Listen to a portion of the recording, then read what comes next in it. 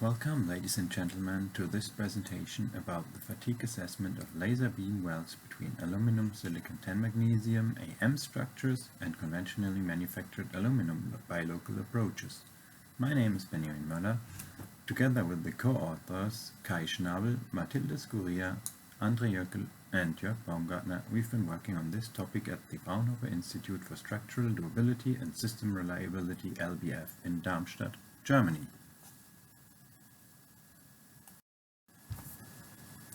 The motivation for the analysis of seam welds between AM and non-AM structures is given by the application. The electrification in the automotive industry, for example, where battery carriers are essential. The design approach within recent research combines additively manufactured structures with conventionally manufactured aluminum sections. Such safety-relevant components have to be designed against both crash and fatigue.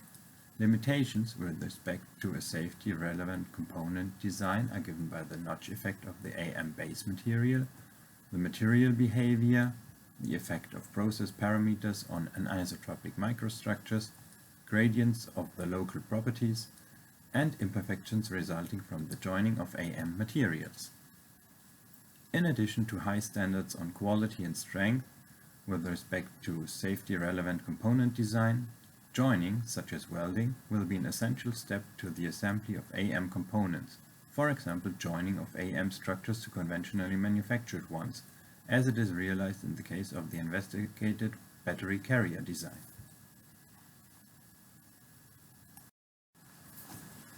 Welding interferes with the material and limits the fatigue strength in general. The additional heat input of the welding process affects the surface topology, the microstructure, and existing imperfections, notably in the case of AM base material. Effects of welding of AM structure is still a fairly unknown topic, especially if it comes to laser beam welding of dissimilar aluminum materials. Aluminum welds tend to show porosity, in particular for laser beam welded dissimilar conventional aluminum alloys, as shown by Chen 2020. If manufactured aluminum silicon 10 magnesium base material is used, as shown for AM laser welds by Mekikangas 2019 and for casted aluminum silicon 10 magnesium alloy with T6 heat treatment butt welds as shown by Kaufmann 2000.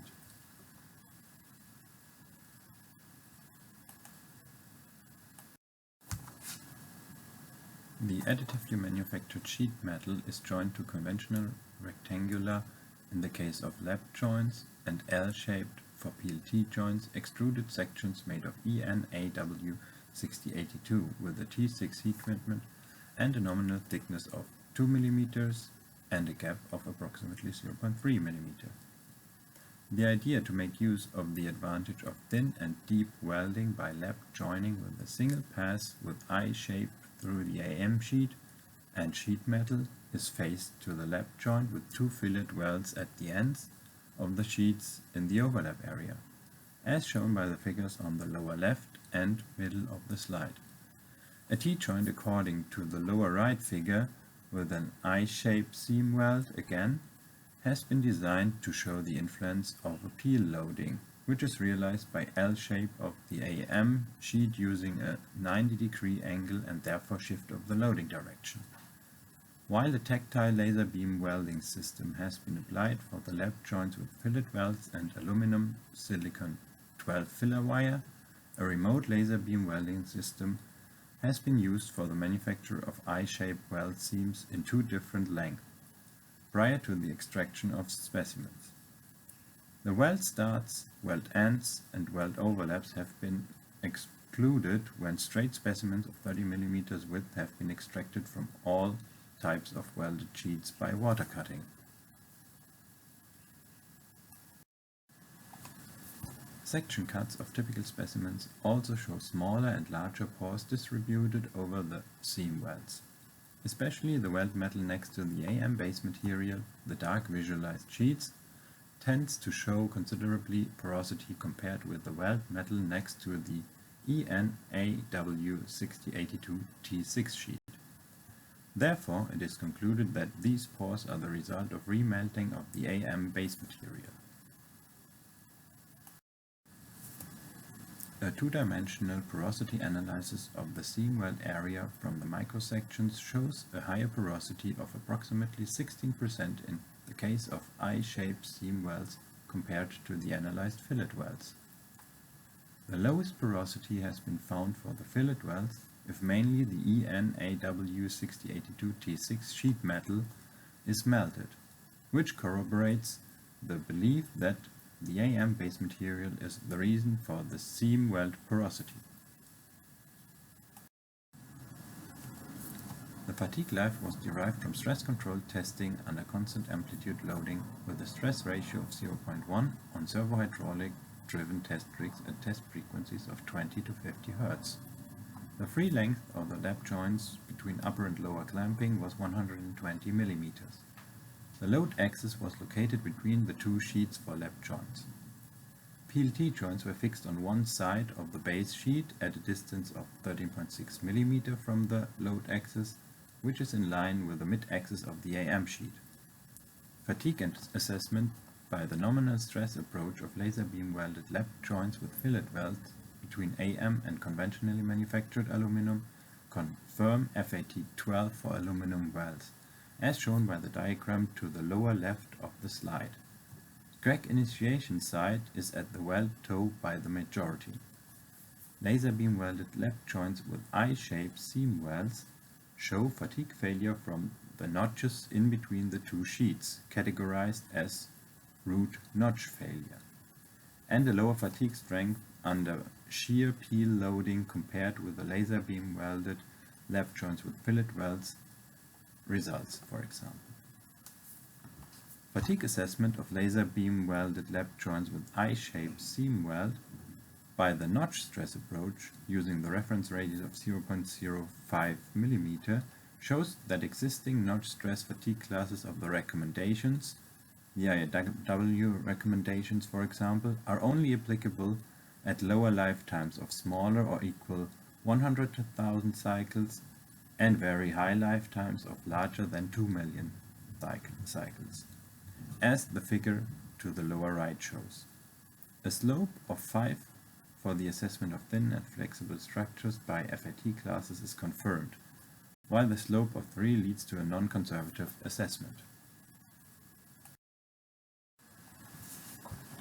For the extension of the notch stress assessment to lap joints with fillet welds, 3D numerical simulations based on 2D extruded finite element models applying a reference radius of 0.05 mm at the relevant fatigue notch have been performed.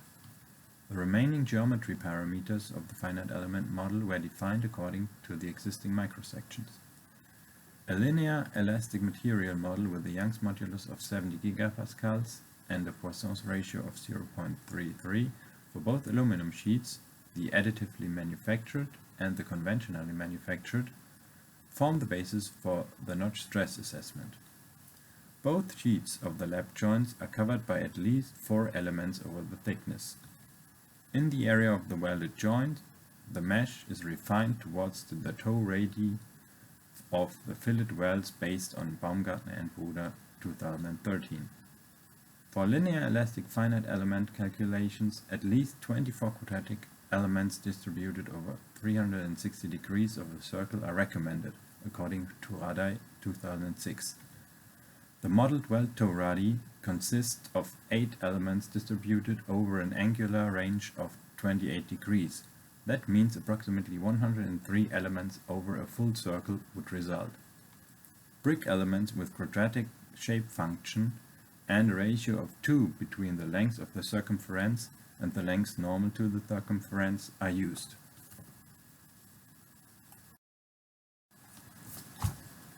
In the finite element simulation of the lap joint with fillet welds, the translatory degrees of freedom are blocked in the clamping area.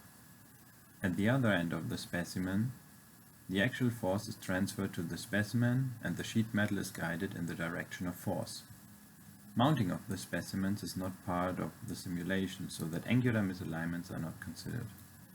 A linear elastic simulation applying a unit force of 100 Newton is performed as a basis for the linear extrapolation of the results, since an experimental strain analysis does not show any geometrical non-linearity. A single load step from minimum to maximum loading is used to derive the notch stresses, since a comparison between experimentally derived and numerically simulated strains at the sheet surfaces are in good agreement. The simulation of the FE model represents the global stiffness of the experimental setup. The maximum notch stresses localize at the weld toe radii, as it can be seen from the result of the simulation based on the von Mises stress hypothesis in the figure to the lower right.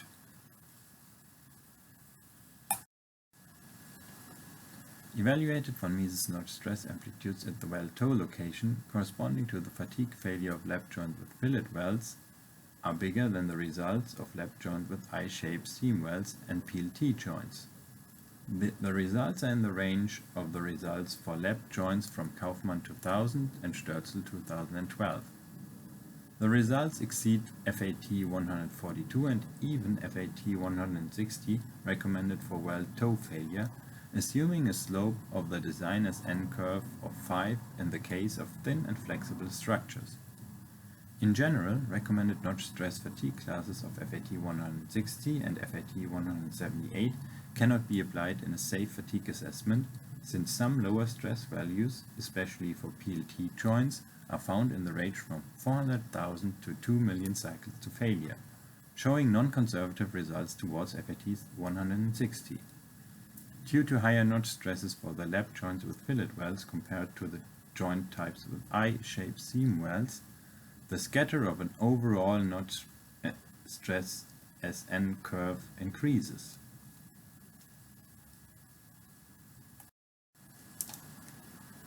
For the fatigue assessment under industrial preconditions, a simplified assessment approach towards the notch stress approach is required, since the size of the FE model increases significantly compared to component level, for example for full car body simulation in the automotive industry. Therefore, for the fatigue assessment of a battery carrier consisting of laser beam welds between AM structural connection nodes and extruded aluminum sections, a structural stress approach has been chosen. The fatigue investigation of 3 battery carriers shows 7 failure areas, 4 times AM node failures and 3 times seam weld failures, as it can be seen from seam weld N1 of node 8 in the figure to the right. The experimental fatigue life for failure criterion crack initiation is approximately 10,000 cycles in this case.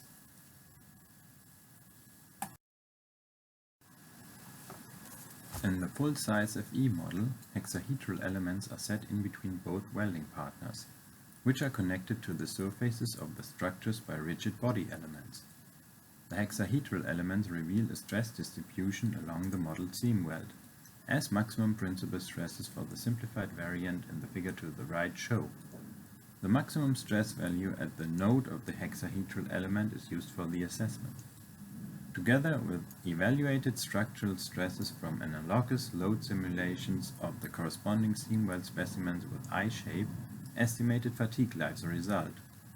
For the example of seam weld N1 of node 8 from one of the battery carriers tested, a calculated fatigue life of approximately 37,000 cycles to failure for a survival probability of 50% results, which is only 3 to 4 times higher than the experimentally derived number of cycles.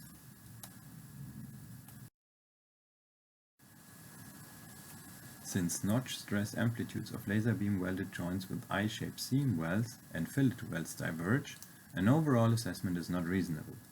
This can be traced back to the different failure types at the notch root and the weld toe, in combination with imperfections resulting from the laser powder bed fusion of aluminum silicon 10 magnesium.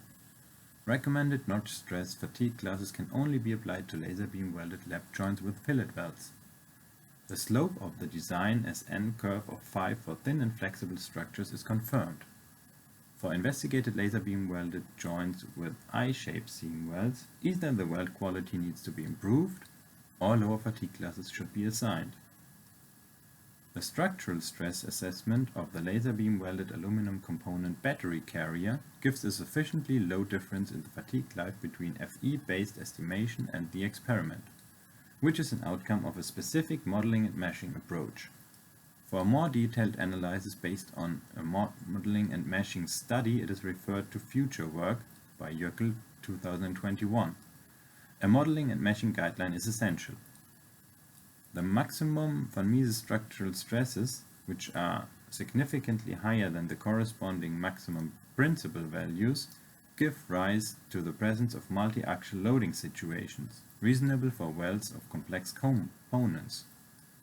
However, other load cases, bending and torsion for example, are not included in this assessment approach.